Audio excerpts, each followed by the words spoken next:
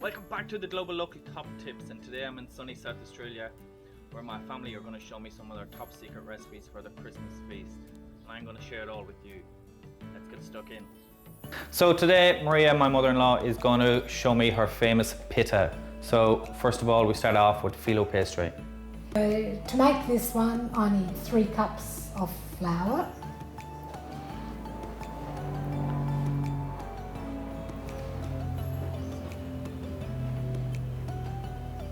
Did your mother show you this recipe, or where did you learn it from? My mother did show me this recipe, but I've had to change it a bit because I could never do it quite the same way that she did. So this is my method. Yeah. It's probably a combination of a few methods of other relatives that I've seen making it. So You've adapted it to suit me and my surroundings because I've got a very small kitchen, so it works very well here. So 3 cups of flour, a pinch of salt, a pinch of salt, and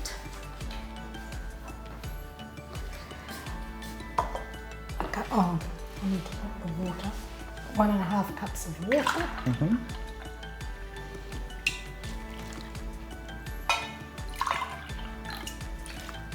So you can buy filo pastry in a supermarket, but the homemade stuff is so much better. It is. It's really more of a puff pastry than a filo pastry, even though it is fairly thin by the time you finish. But it's very similar to puff pastry, so it's very, very crispy and flaky. Flaky, yes. And 2 tablespoons of vinegar to give it that bit of crunch. Just mix this, and then we need to let it rest because... How long do we rest it for? About 10 minutes. Oh, okay. It's just as soon as you add water to flour, it becomes very stiff and inelastic, and you can't do anything with it. So it needs to be rested at every step of the way. Okay. So what filling are we going to put in this today? We'll use a mixture of Australian feta cheese and some ricotta, and we'll add some eggs too. Beautiful. So I always mix it because I think Greek feta is just a little bit salty and the flavour is probably a bit strong for a lot of people. So if you mix it with ricotta, it always has a much milder and nicer flavour. The dough's been resting for about 15 minutes now, so we'll take it out and we'll make it into a long sausage shape where we'll divide it into probably about 14 little rolls. So the more layers you have, the crispier it's going to get. That's right.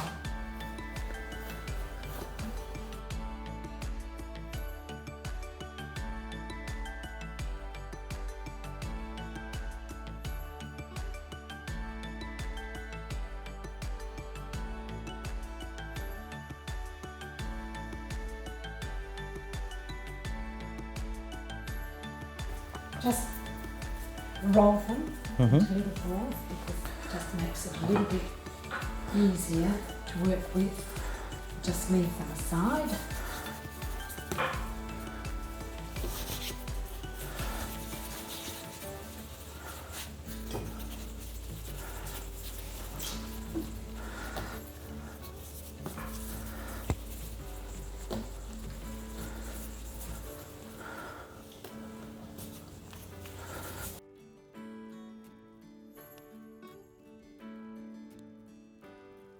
And just take this first one and we take it and stretch it.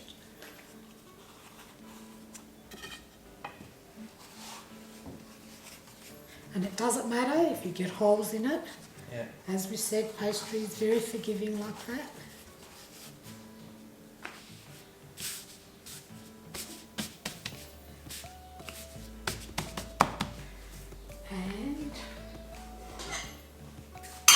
We have our melted butter. we using salted butter or unsalted butter? Does it matter? Doesn't matter, but I use salted butter. Yeah. And we're going to butter each sheet. So what this does then, it separates the sheets and make them crispy and flaky. That's right, makes it all flaky. Once it's rested, it's very easy to stretch. Then we just put each layer like this, and we butter it. More butter.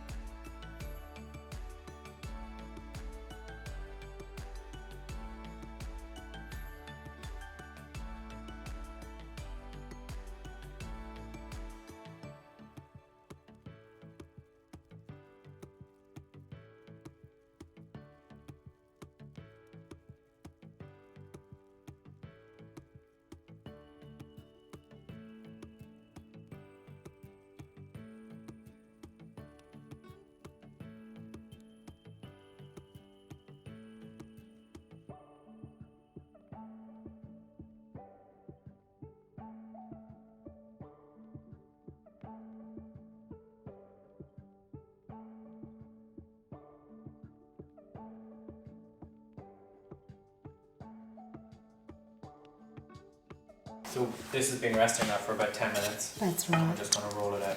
We'll roll this out.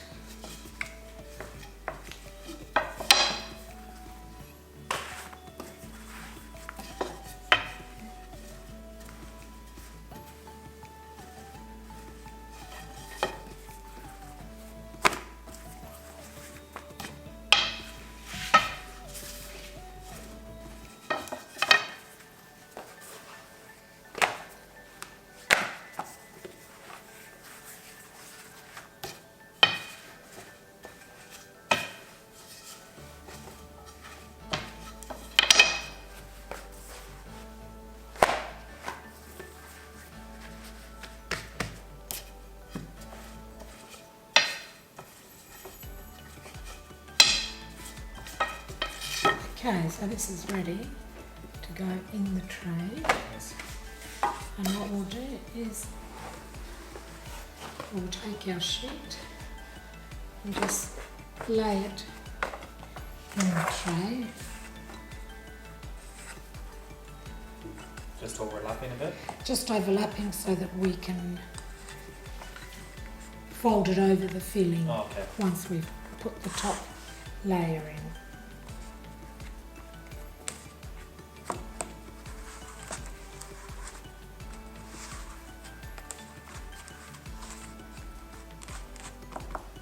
Okay. This is Australian feta. Just crumble it up. Crumble it up.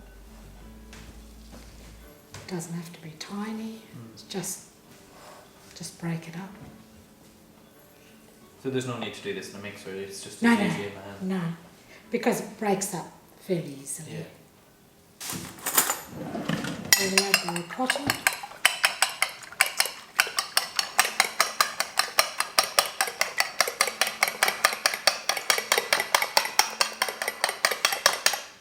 Straight in.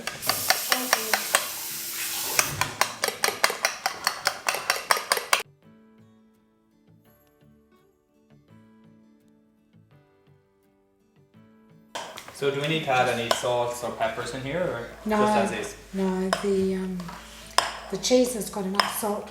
That's why we really add the ricotta as well to tone down that strong cheese flavour and the salt content within the Greek cheese, the feta cheese, because it does tend to be a bit salty.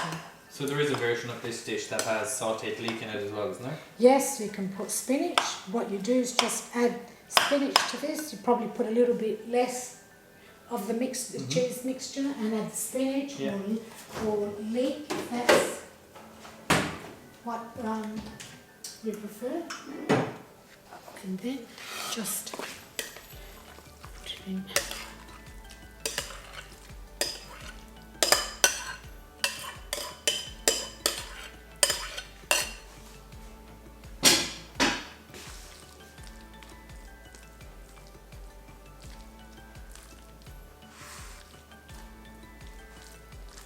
Just push it evenly across the bottom here. Spread it out till it's got an even layer across the bottom. Without.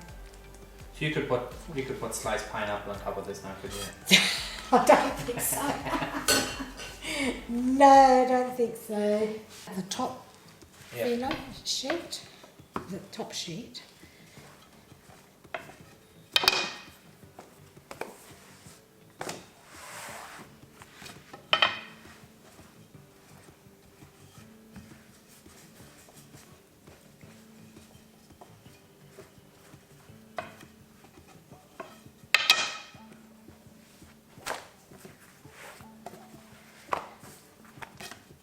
We're trying to get this as thin as we can. Yeah.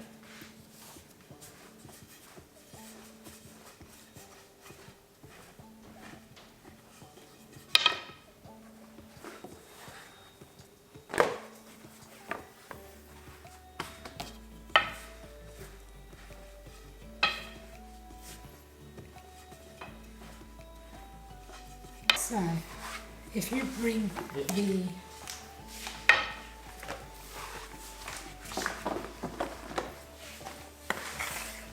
straight on top, that on top, and we fold it in. We pleat it all around basically. Yeah. Try and make it as even as we can, because this is what's going to make it really flaky. If this is flat, pastry always shrinks when it cooks, and it just looks very flat and uninteresting, and usually fairly hard. Whereas if you do it like this, it's the only way that I found that you can make it really flaky and fine, crispy.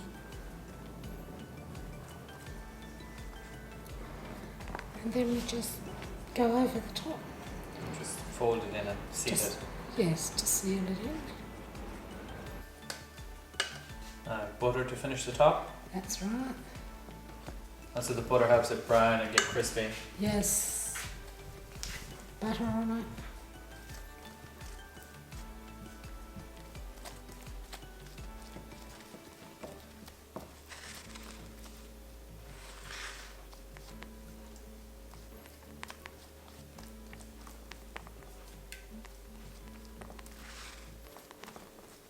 So we're preheating in an oven at 180? A little bit hotter. A little bit hotter. Pastry likes to be a little bit hotter initially, and after about 10 minutes we turn it down to about 180. Yeah. So we started at 200. So 200 to heat it up, and then turn it down to 180. And so how long for a dish this size? How long are we cooking it for? 40 minutes, 45 minutes. And so you know when it's cooked, when it's just crispy on the top and the and dark it goes really golden nice brown. and brown, you'll know that it's ready.